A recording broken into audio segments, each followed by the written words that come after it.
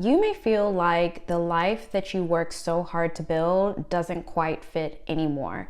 And it's not that there are all these things that are going wrong, although that very much may be the case for you. It's more so that you're still functioning, but you can feel that things in your life are misaligned. You can't go back to who you were, you know that, you can feel that, but you're also not 100% clear on who you're becoming. So you found yourself in this liminal space. And we're gonna talk today about what that means, the next step, the next action that you can take in order to move you forward through your identity shift. So before we get into solutions, let's talk about some of the symptoms that you may be feeling so that you can make sure that this is aligned with the experience that you're having. So this isn't an exhaustive, all-inclusive list. This is just high level, some of the things that you may be feeling that are common among people going through this identity shift that I went through, that my clients go through as well. First is a loss of motivation for things that used to really, really excite you. Those things that used to light you up, it's not clicking anymore. Also grief without a clear object of what has happened or what's happening. You may just feel this sense of sadness. We'll talk about why that is a little bit later in this video, but you may just feeling like a heaviness and a grief over you and you're not exactly sure why. You may also have a large irritation with surface level conversations. Now, this is a big one for me. It's like you're craving depth and you don't want to keep having these conversations that don't really feel like they have a lot of meaning anymore. You also may be feeling in between identities. As I mentioned previously, who you were is no longer resonating with you, but you're not really clear on who it is that you're becoming. You know that you're shifting, but you feel like you're in between the two. So what you may be experiencing is just overall feeling a lot quieter, a lot less certain, and less interested in really proving anything. You just want to exist, you just want to be. But your question is, who am I being? So why is this happening? Essentially, the identity that you created to succeed or survive has completed its job. As the world evolves, you're also evolving. If you're someone who's a lifelong learner and who is curious about life and considers yourself a conscious being, you are now being called to evolve your identity for this next season, next chapter of your life, and also this next chapter in humanity.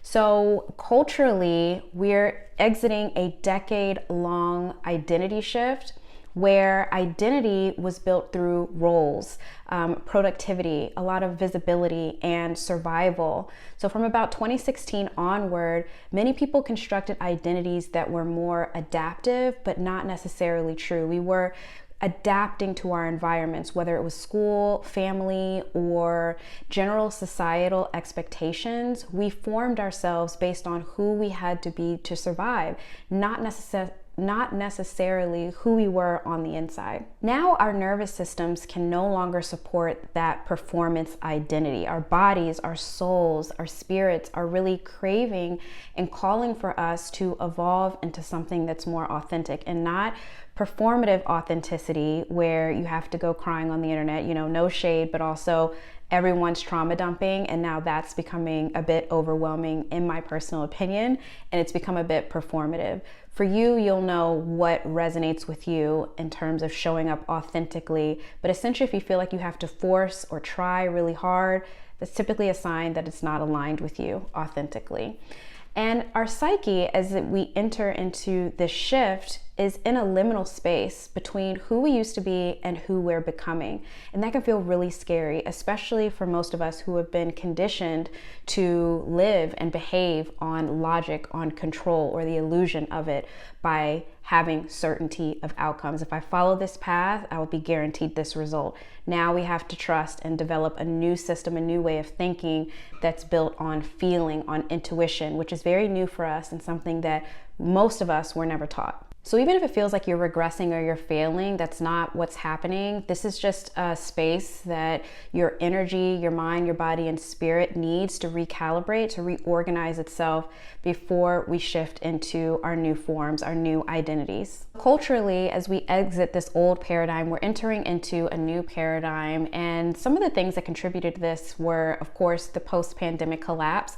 Everyone changed during that time and left us in this limbo space with no guidance on how this impacted us, how it's changed us, how it's affected humanity and how we show up culturally and societally. So it feels like we've kind of all been out here a little lost. On top of that, we've had a lot of economic instability that have exposed these false measures of success, showing us that the promise that we were given is no longer really valid. There's no longer a guaranteed path to success and stability. It feels low-key like the Hunger Games out here. So we've lost our trust and our faith in these institutions that were supposed to keep us safe, that gave us the illusion of safety, from career to religion to even inherited identities from our families, that if I listen to the hierarchies, the matriarch or the patriarch of my family, whether or not they were wrong or what they were saying was a good fit for me, we were trained to listen.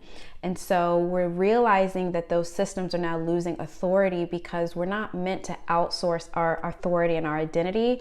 We're now meant to develop it, whatever is inherently ours, our own internal authority. Social media has also heavily rewarded performance over coherence. People can be dishonest, say whatever, as long as it was entertaining and it fit the algorithm, it is what succeeded. Now the opposite is happening. Words resonate more over production and performance. As you can see, I'm in a very simple room.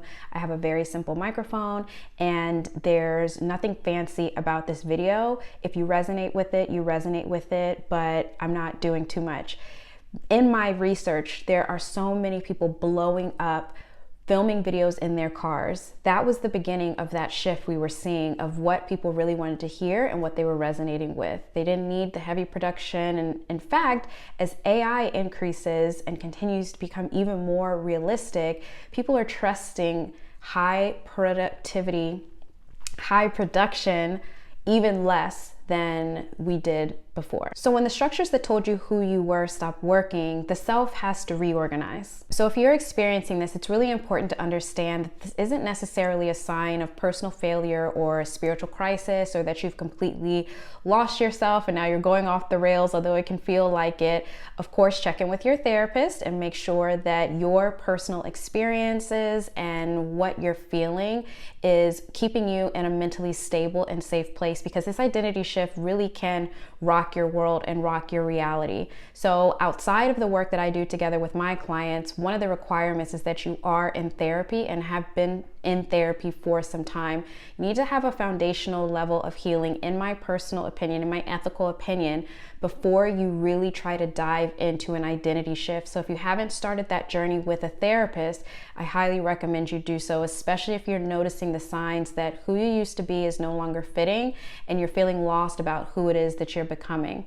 So the work that I do with my clients is more so a container and a supplement to any deep healing work that you're doing, so that you can navigate your identity shift and begin building. But you can't build on top of something that's crumbled and you haven't really dissected what's there, how you got to this point. It's very necessary to do so. So the solution, what do you do now? You really stop trying to force clarity from a system that is recalibrating. Your body needs time to really look at the history, the context, and reflect, and then integrate the experiences that you've had that have gotten you to this point. So you need to let your body resonate and have coherence before you start making decisions, and allow your identity to settle instead of forcing a new direction. That's why if you're watching this in January of 2026, or whenever you're watching this, it's likely coming to you at a point when it's time for you to start laying the groundwork of that resonance and that coherence. So one action that you can take is notice what feels harder to perform than it used to. Don't try to fix it, just notice it and see that friction as information, not necessarily a problem. If you leave this video with one thing, let it be this: there is nothing wrong with outgrowing a life that once kept you safe.